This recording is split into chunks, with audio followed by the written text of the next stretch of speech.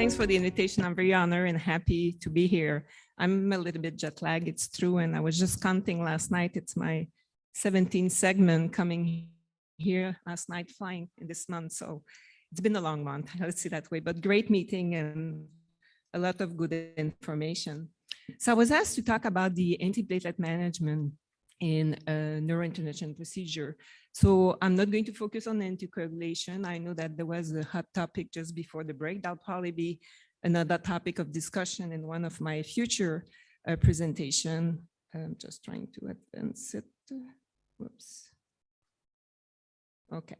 So the way I talk, I will divide it. It's talk about the antiplatelet agents, talking briefly about the platelet function testing and the value of it, talking about the regimen for elective case and also for those emergency cases, the role of IV cangrelor, which is a P2Y12, but I'll discuss it a little bit more in length at the end because it's new, and the future direction for antiplatelets. So my disclosure, I'm a full-time employee of the medical industry, but there's nothing related to this talk about devices.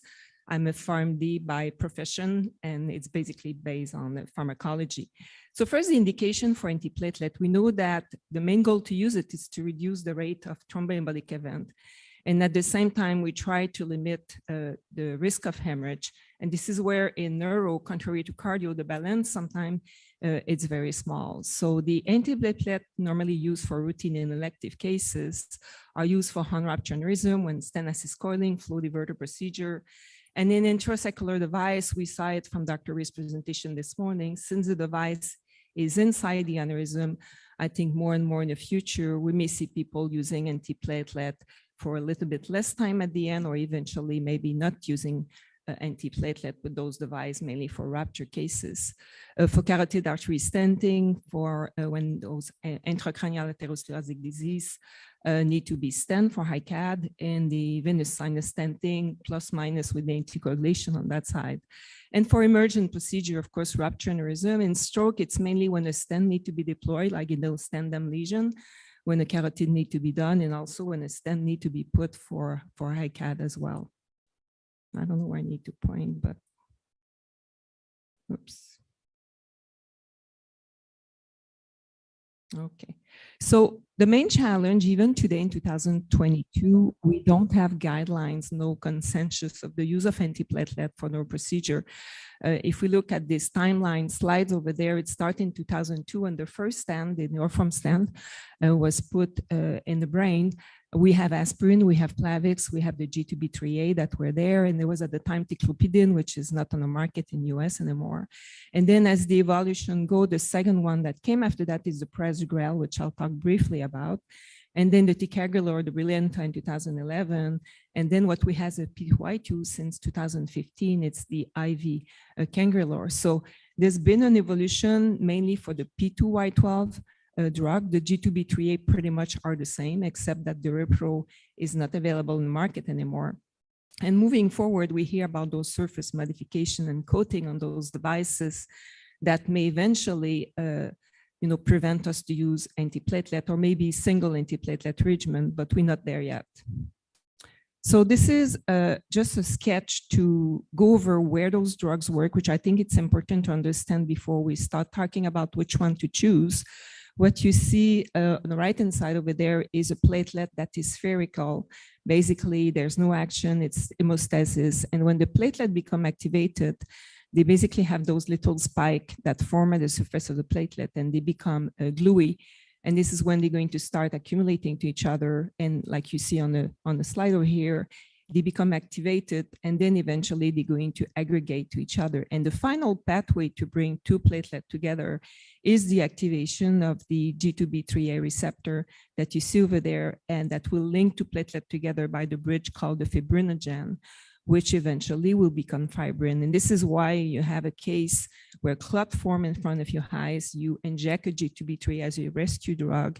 Basically, the platelets are not together yet totally because fibrin is not formed, it's still fibrinogen. This is why the G2B3A, who are antiplatelets, are acting very well as rescue drug to dislodge a clot in a case of an acute thromboembolic event.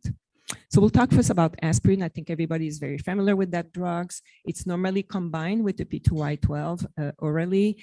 It is suggested to use the lower dose because you have a good antiplatelet effect with baby aspirin. There's no need to increase the dose of aspirin to 325 or 650.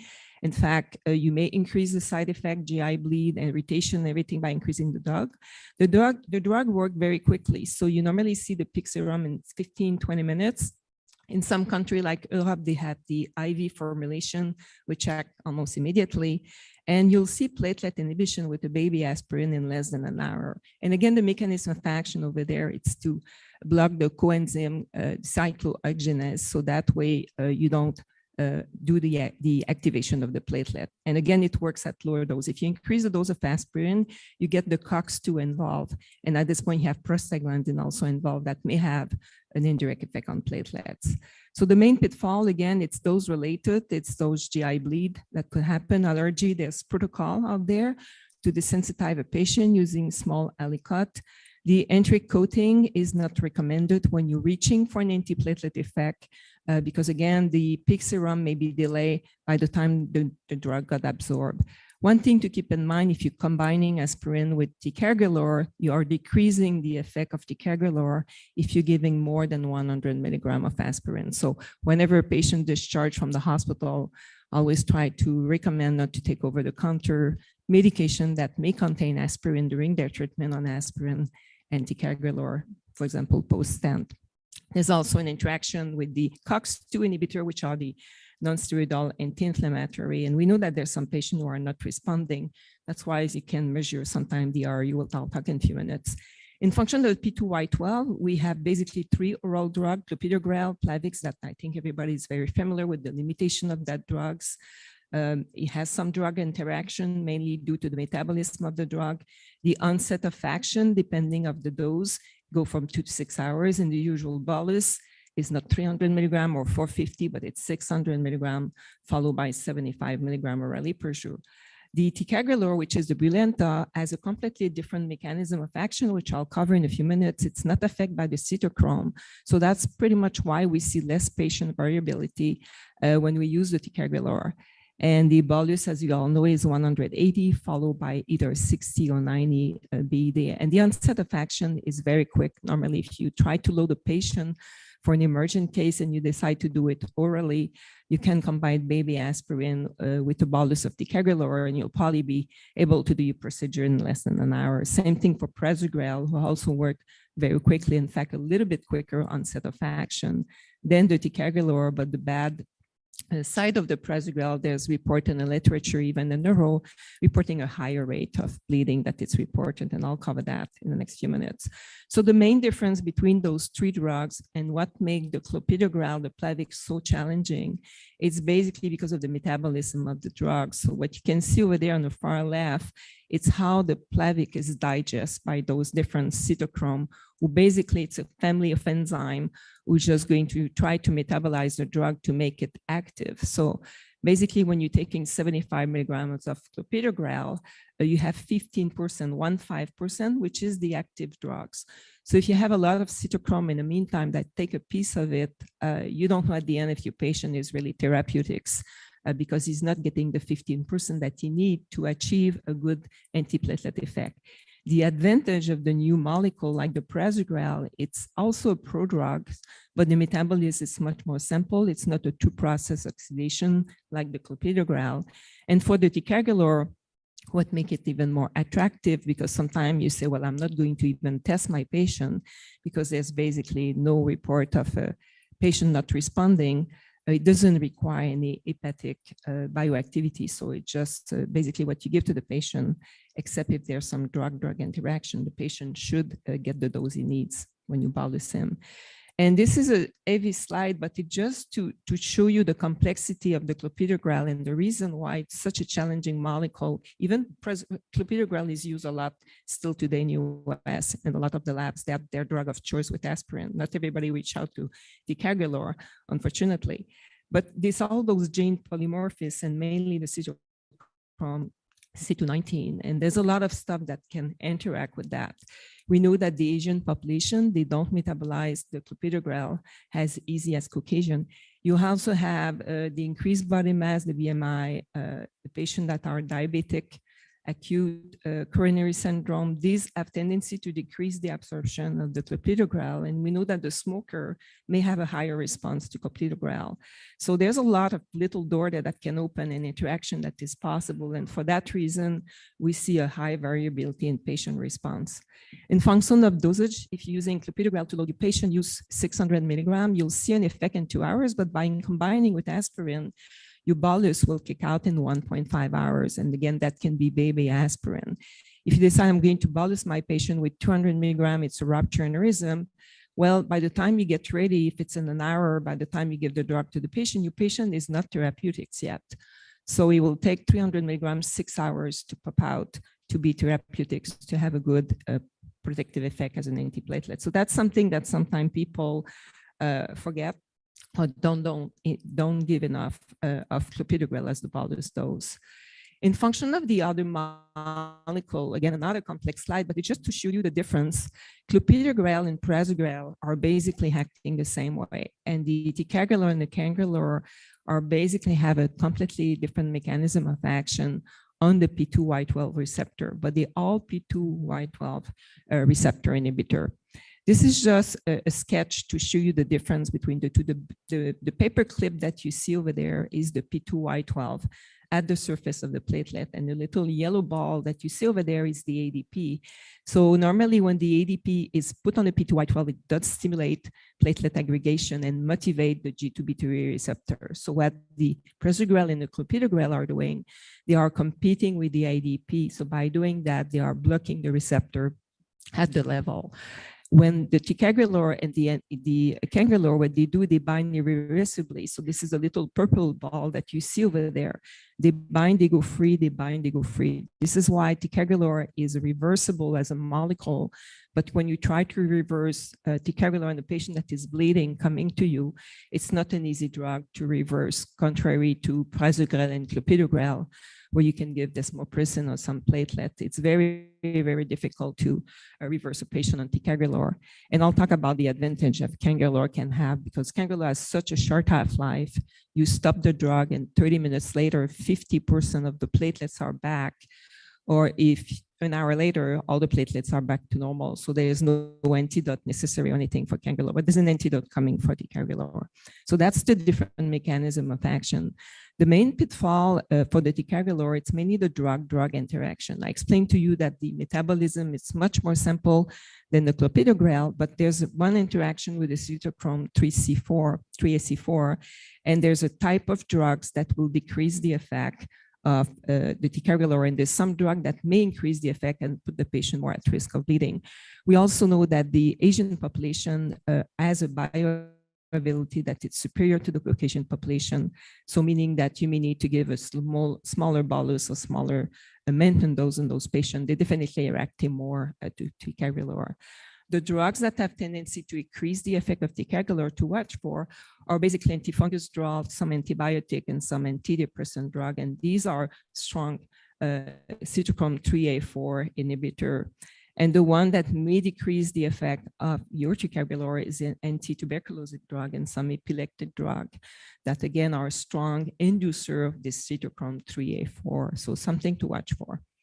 Another thing that it's interesting, it's a study done in cardiology, and they did something very similar with the prasugrel as well. Is like you have an emergency case, you don't want to use IV or IA drugs, you don't have access to cangrelor, you can crush the pills of ticagrelor, and you can see over there, you'll have basically a much more rapid onset of effect with the drugs versus giving it just PO. So you'll have about 30 minutes will become about 20, 25 minutes. And then after that, you can continue procedure. So your patient will be low basically much more quicker. So it's not a prodrug like clopidogrel and a prasugrel that has those drug-drug interaction that I mentioned. It's a molecule that is reversible, but keep in mind, it's not easy to reverse if you have a patient bleeding on it. The onset of action is about 30 minutes. So you can load your patient, start your procedure.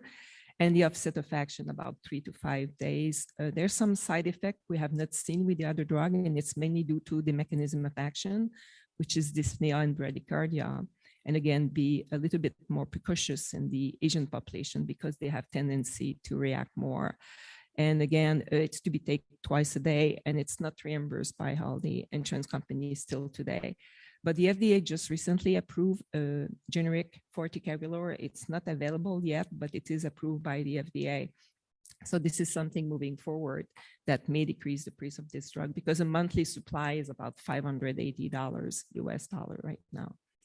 The prasugrel I mentioned is a prodrug. We know that it's about 10 times more potent than clopidogrel and have a reputation to cause more bleeding. It has a faster onset than the ticagrelor, just a little bit. And the offset of action is more similar to the clopidogrel because it binds irreversibly to the platelet. So it will live with the platelet to the lifespan of the platelet. The FDA has emitted a black box precaution. So the patient with an history of stroke or TIA, the prasugrel is contraindicated on those patients because in the sub-analysis of one of the big cardiology study, they show that the patient population who have this kind of history were more at risk of bleeding. Same thing for the patient who are 75 years or older, to be cautious, maybe decreasing the bolus and decreasing the maintenance dose. And same thing for the patient who has a low frame. So again, this is on the labeling of the FDA for precautions.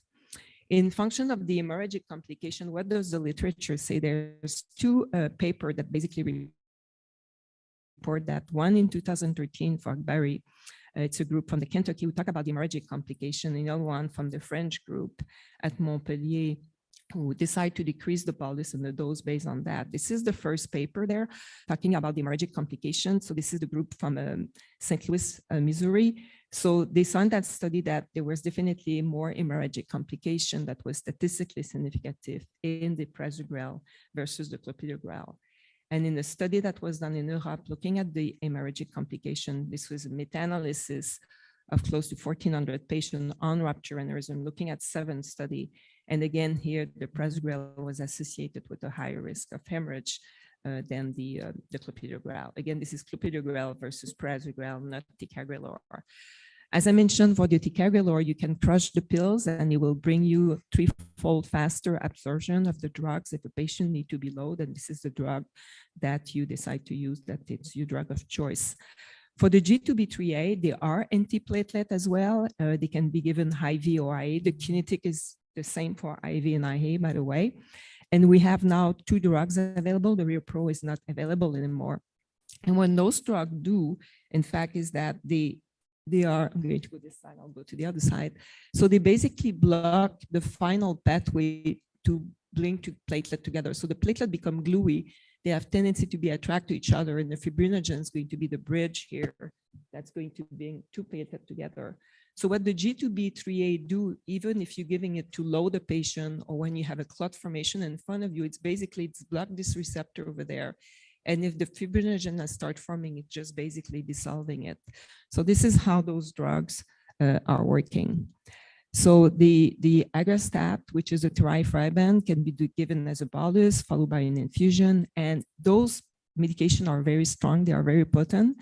In 10 to 40 minutes, it will inhibit about 90% of the platelet, and the platelet function normally return to normal in 48 hours.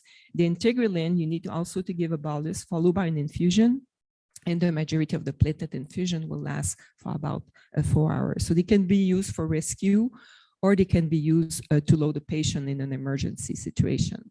This is just a table that shows the main difference. They are very similar in kinetics. There's not that much difference between the 2 drugs. The main pitfall that we have of those drugs, they are expensive. You need to bridge them to some oral antiplatelet, and there's some new drugs in development that may be going to be an oral G2B4 that is in a phase 2 trial right now, and they are reversible, and they can be used for rescue. The cangrelor, which is the new IV P2Y12, is a very short half-life, 3-6 minutes. So basically, when you give that drug, your platelet got inhibited almost right away.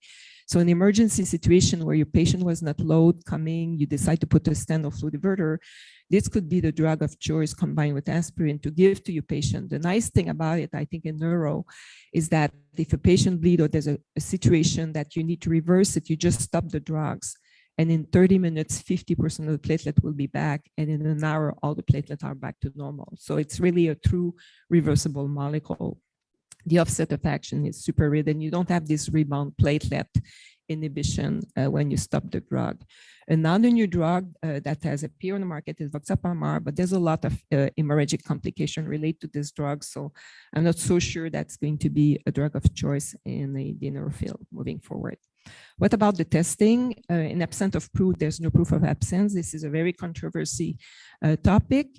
The gold standard is to do the light transmission aggregometry, but most of the labs don't do it today because it's cumbersome to do, has limited clinical use. The one that we see most often used is a point of care assay called the Verify Now.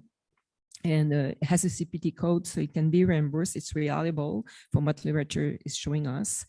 This is something that Dr. Philippe Albuquerque from the BNI presented at the ESMINT last week, and their threshold to look at platelet activity is 194. I'll go over another slide, tell you what most of the other lab is using. But the PRU is basically the reaction unit for the P2Y12. You can also test aspirin by using a different cartridge on the same machine. It's called the RU, and the magic number over there is 550. So mainly that you want to look for a number that is less than 550 if you decide to measure aspirin to see if your patient is responding or not. And there's also a cartridge that exists for the final for the G2B3A, where you can calculate the percentage of inhibition, but we know that those drugs are so potent and there's no resistance to those drugs. So that's basically not used. And what I put over there is a study, Dr. Hanel was the main author for the Premier study. And in the Premier study, flow diverter, in the past, we used to look at 240 for the PRU threshold. They've been looking at the PRU less than 200 with a range of 60 to 200. So as more studies are coming, it sounds like the PRU is moving from 240 now to 200 based on the study. This is a study from Dr. Fraser from Kentucky. They look at the meta-analysis of close to 1,500 patients over 12 studies. And they consider that those patients that were qualified as hyporesponder, meaning a PRU more than 200 to 240, have 15 greater risk of having a thromboembolic event. So that's kind of clinical evidence, kind of try to justify if testing is really something we want to do. And the hyperresponder, which were judged as a PRU less than 60, 70, they were 12% of them were greater risk of hemorrhagic events. So their comment was like PRU, as assessed by Verify Now, can be useful in predicting complication rate for both thrombotic and hemorrhagic. This is an algorithm that I put together. On the right-hand side, you have the aspirin 550, but for the PRU, in the past, based on cardiology literature, not too long ago, it was 60 to 240. But now we're looking at what the neuro literature is publishing, and people looking at minus 40 to 60, most of the time 60, and up to 195 will be considered hyporesponder. Again, for flow diverter, based on the result of the Premier study, they used 200 as the threshold for the other ones. But one thing I think it's important when we measure PRU, and I'm hearing it all the time, well, I give a dose, then I measure, it was subtherapeutic, I give more drugs. It's important to consider when to test the patient after you rebolus a patient. I put it in red over there. So you need to test 6 hours post-bolus for clopidogrel, and you need to test 45 minutes post-bolus for prasugrel, and test 2 hour post-dose for the ticagrelor. And this is something that it's part of the IFU of the Verify Now. And the patient should not be tested within 48 hours after you give a G2B3A to your patient. So if you're switching a patient to an oral dose after giving an IV G2B3A, keep in mind that all your platelets have been inhibited by the G2B3A. So whatever result you're going to see on the PRU won't be what the patient has or where the patient is. So that's an important factor that sometimes people basically forget. And for bolus of Plavix, for example, it takes at least 6 hours post-bolus where you'll have a therapeutic level telling you exactly what the patient has, which is not always practical. So for the PRU, again, 120 PRU in this study that was just recently published last week in INR, they look at LTA, they look at the whole blood testing, and they look at the Verify Now. And what this study basically proves that there's not a huge difference in the result and the compliance of those three devices. So basically the patient who has a result of 120 PRU, but less than 1, they're considered drug responsive. And that was a study looking at 96 patients. So basically, confirming that Verify Now, when we test with Verify Now, there may be a logistic that match with the LTA. Antiplatelet for elective cases now, most of the centers are using today in the US aspirin and ticagrelor, but a lot also still using clopidogrel, and they switched to another P2Y12 when it's not sufficient.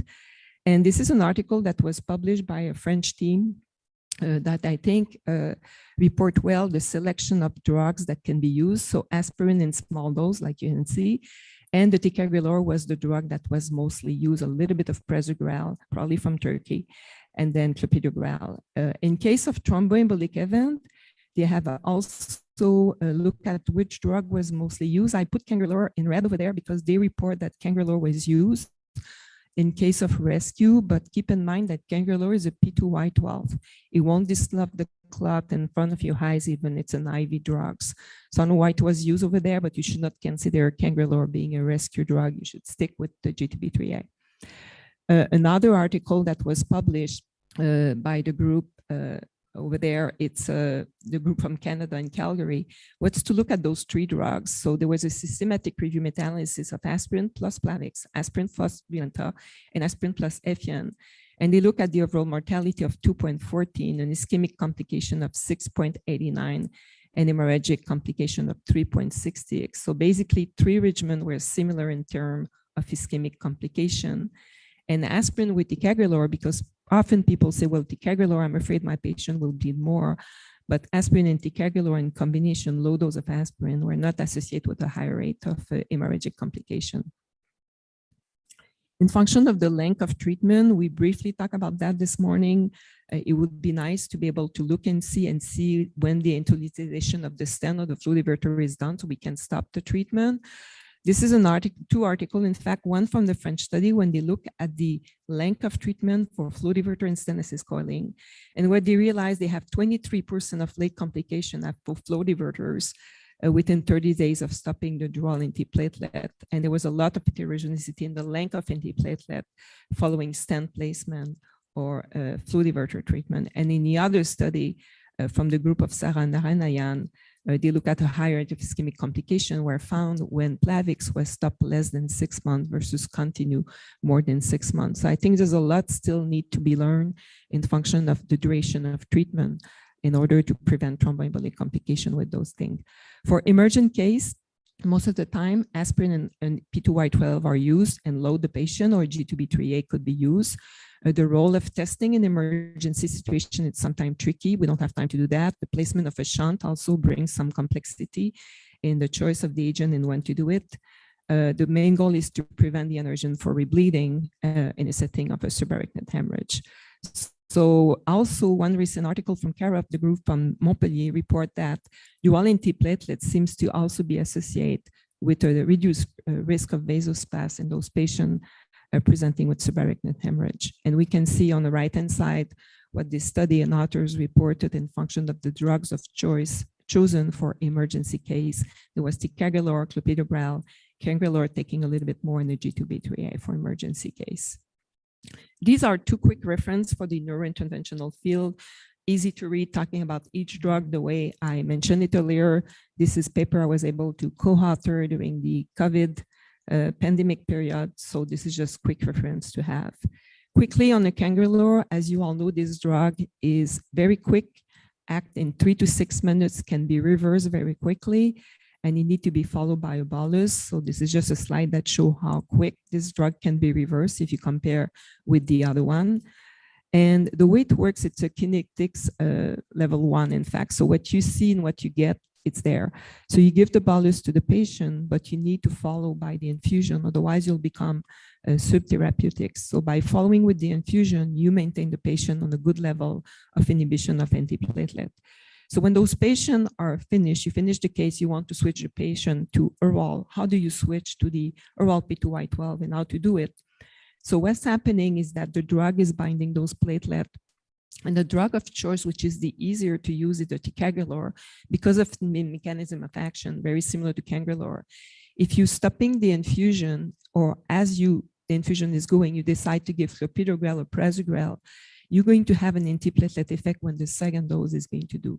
It's because your platelet are all going to be bound by this reversible cangrelor over there. So the easiest one it's to switch to ticagrelor. You bolus your patient as you finishing the infusion or during the infusion, and then you continue with the maintenance dose after that. That's the easiest one to use when you're transitioning from cangrelor to oral PA. And what the difference in how you can use it in neuro, in most of the cases, patient that you want to emergently load with antiplatelet because you have either a flow diverter or a stenosis clotting procedure, those patients who cannot take anything orally because of different reasons.